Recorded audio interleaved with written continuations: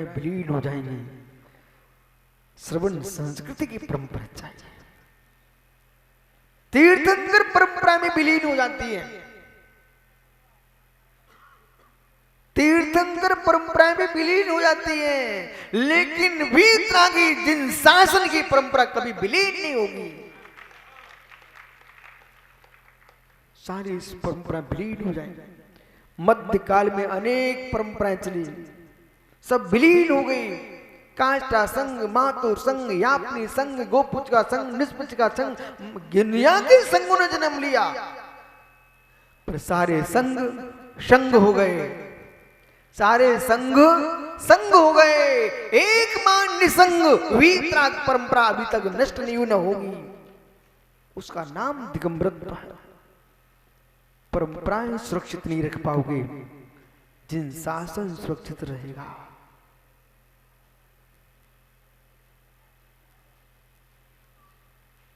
जिन शासन सुरक्षित रहेगा, पुराण सुरक्षित रहेंगे। पुराण सुरक्षित रहे ना रहे, पुराण सुरक्षित ही रहेंगे। क्या हुआ?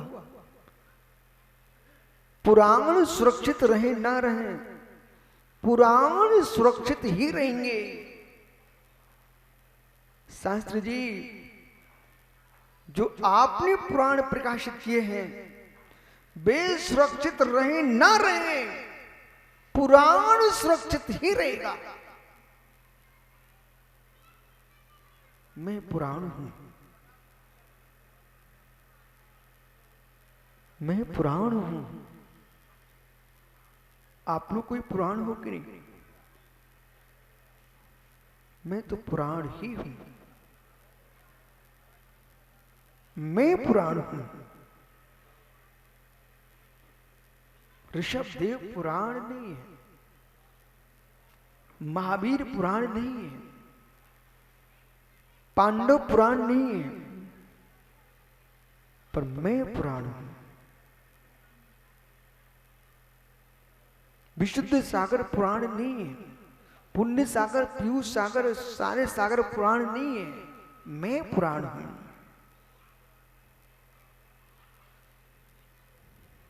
मैं पुराण हूं। तुम पुराण नहीं हो, वह पुराण नहीं है, मैं पुराण हूं। पीयूष सागर मित्र, एक तुम्हारी समय सार की कक्षा, तुम पुराण नहीं हो, वह पुराण नहीं है, मैं पुराण हूं।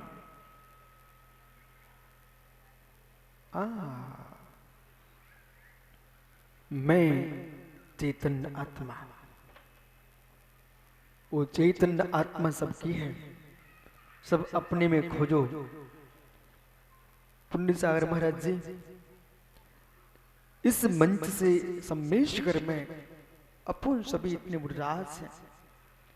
एक जीव एकांत की बात करके पूरे देश में अखंडता को खंडित कर सकता है। हम इतने श्रवण बैठ करके क्या क्या एक कैंची वाले ने वस्त्र के टुकड़े कर दिए हैं, हम सुई लेकर क्या सिल नहीं सकते हैं?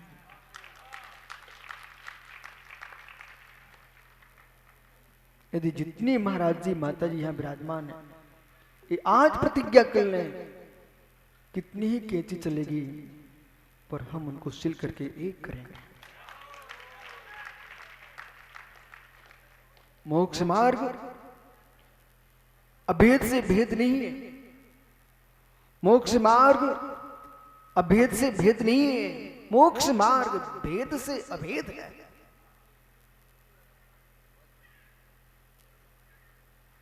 वो पता नहीं क्यों कंचे देदाऊ, ये इतने बड़े बड़े विद्वान, जब मैं बोलना प्रारंभ करता हूं, धर्मचंद शास्त्री कभी रोता नहीं है। इस जीव को मैंने आंखों के आंसू पहुंचते देखा है, और ये आंखों के आंसू उनके भर नहीं है, मैं बाहर नहीं दिखाता हूं, आंखों में आंसू आ रहे इसलिए बोल रहा हूं कि एक व्यक्ति टुकड़े कर सकता है तो क्या हम 1000 साधु मिलकर सिल नहीं सकते क्या?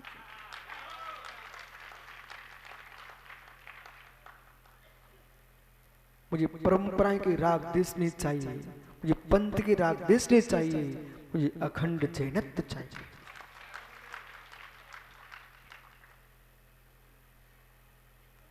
परंपरा अपने घर में निभा करो, लेकिन देश के मंच पे आओ ना। हम अखंड एक हैं, वो सिद्ध इस्लाम में जाओगे तब भी एक हैं।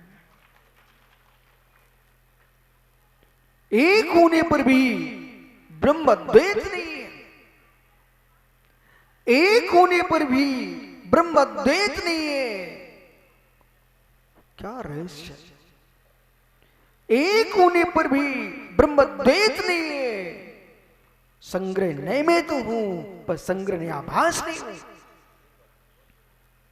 संग्रह नय में हूं, संग्रह ने आभास नहीं हूं।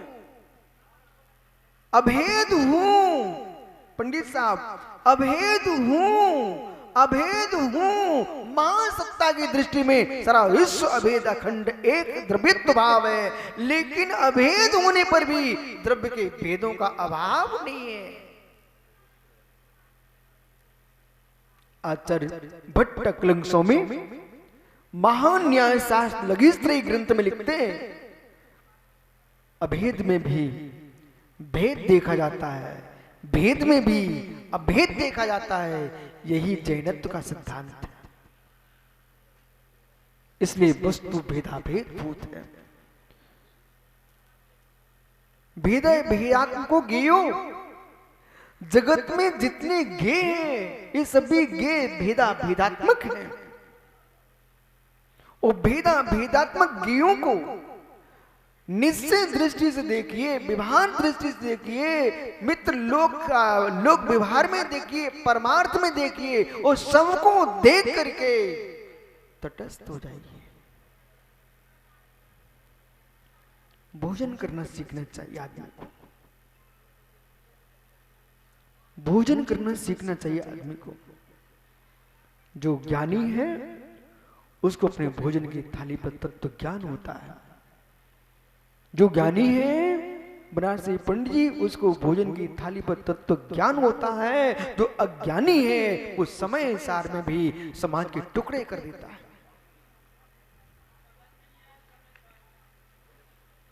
जो ज्ञानी है वो भोजन करते करते तत्व निर्णय कर लेता है। जो अज्ञानी है उसे समय सार में भी कुंद कुंद जैनागम के बाहर दिखते हैं। हे मित्र, अध्यात्म की पराकाष्ठा का व्याख्या करने वाला महान ग्रंथ समयसार जी, जिस ग्रंथ में प्राणी मात्र को भगवान आत्मा कहा जाता हो, फिर निश्चय व्यवहार का विवाद किस बात का? हम कुलदीप को देखना पसंद नहीं करते हैं, कुलदीप मुझे देखना पसंद नहीं करता है, तो तुम एक सिद्ध में अनेक सिद्ध विराजमान करने की कोशिश छोड़ दीजिए। वंश अलग हो सकते हैं, परंपरा अलग हो सकती है, नगर अलग हो सकते हैं। मित्र, जीवत्व भाव को देखो, वो हम सबका एक सा है।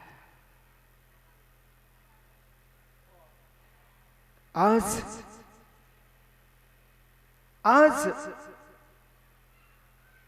पंडित इस मंच पर हो, इसलिए विशुद्ध सार की जय बोल रहे हो। कल दूसरे मंच पर जाना होगा और उनकी जय बोलोगे।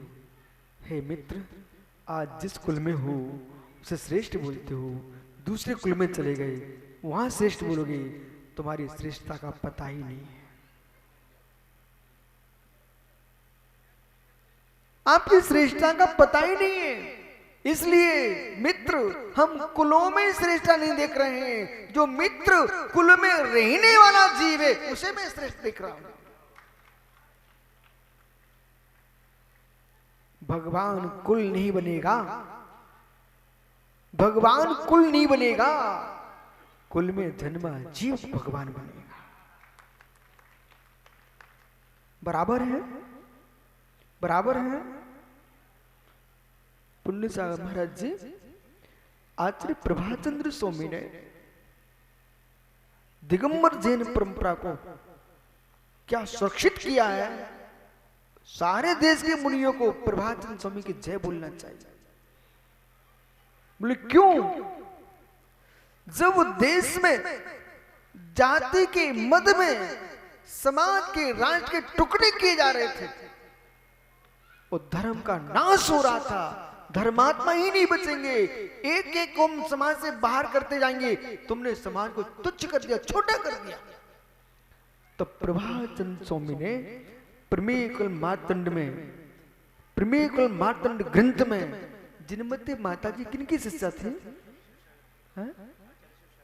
आचार्य शिव सागर महाराज जी की शिष्या जिनमती माता जी क्या विदुषी अम्मा थी। ये मैं जान के बता रहा हूं, क्या विदुषी अम्मा थी, इसलिए इन अम्माओं को शर्म आया। क्या विदुषी अम्मा थी जिनमती माता जी, जिसे कोई जान नहीं पाया। प्रमेय मार्तंड जैसे ग्रंथ का उन्होंने अनुवाद किया संस्कृत से। लोग विद्वानों के पसीने छूटते हैं, वो एक आर का नारी पर्याय में उसने इतना बड़ा काम किया।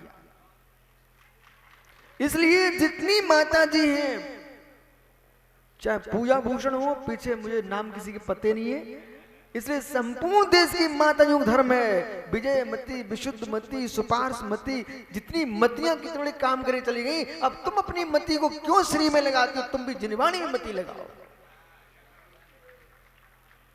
और अभी वर्तमान में ज्ञानमती मित्र आपको चाहिए, ये किसी मती की प्रशंसा नहीं है, ये मती की प्रशंसा है।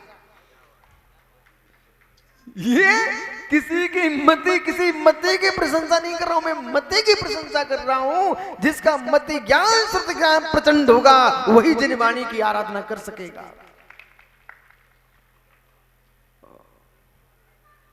इसलिए ज्ञानियों, प्रभाचंद्र स्वामी ने प्रमेय मार्तंड जैसे ग्रंथ में, और पटना आपको मालूम नहीं है, ललक है ना तो झलक है। आपके घर में रखी संपत्ति तुमको पता नहीं है। मुझे पढ़ना था प्रमेय मार्तंड ग्रंथ, शिलवानी के चातुर्मास में मोरा जी के ग्रंथालय से निकलवा करके हमने अध्ययन किया मित्र, और तुम्हारा वापस भिजवा दिया, टेंशन मत लेना।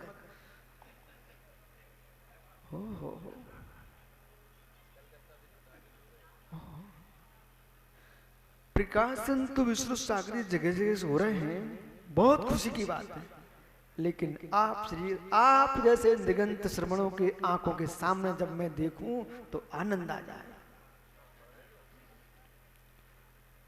निगंत मुनियों के सामने मुझे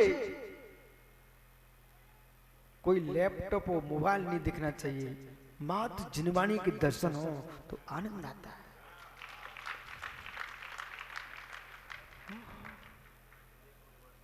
प्रमेय मार्तंड, न्याय कुमुदचंद्र, अष्ट सती, अष्ट सहस्री जैसे ग्रंथ आप दिगंबरों के पास है। आप दिगंबरों के पास बोल दिया है कि भारत का कोई भी विद्वान दर्शन शास्त्र पढ़ना चाहेगा तो उसको आज दिगंबराचार्यों के पास ऐसे देखना पड़ता है। अध्यात्म विद्या के पर लक्ष्य जाता है। मेरे मित्र धुरंधर लोगों को कुंद कुंद याद आते हैं। जब न्याय की व्याख्या होती है तो समंतबद्ध दुनिया की आंखों में मेरे मित्र झूलते हैं। सारे विश्व के मुख पर, उनकी जिह्वा पर नृत्य करते हैं समंतबद्ध स्वामी का नाम। इसलिए यदि कुलदेव जज का नाम न्यायालय में चलता हो तो मेरे मित्र तुम्हारे न्यायालय में ग्रंथ पढ़ाए जाएं तो आचार्य समंतबद्ध स्वामी के, आचार्य अकलंक स्वामी ने ऐसे महान ग्रंथ दिए आप लोगों को जिनका ऐसा प्रभुत्व था कि अकलंक शासन चल गया। अकलंक शासन। और पंडित जी मैं तो मात्र उसे ही नमस्कार करता हूं जो अकलंक शासन में जीता है वो अकलंक होता है। अकलंक शासन में जीता अकलंक होता है। अकलंक मात्र मित्र, मित्र अकलंक जो है वो तीर्थंकर अनंत परमात्मा परमात्मा, सिद्ध परमात्मा है। कर्म कलंक शून्य जिसका शासन है उसका नाम अकलंक शासन है। अज्ञानी समझते नहीं है मैं क्या बोलता रहता हूँ, तो विरोध करना प्रारंभ कर दे, मुझ पे मुझे दया आती है। जैसे ही मैंने कहा मैं अकलंक शासन को नमस्कार करता हूं तो सामने खड़ा हो गया भागचंद पीली दुकान, बोले ये अकलंक शासन कहां से आ गया? मेरे मित्र, जब से तुम जन्मे नहीं थे तब था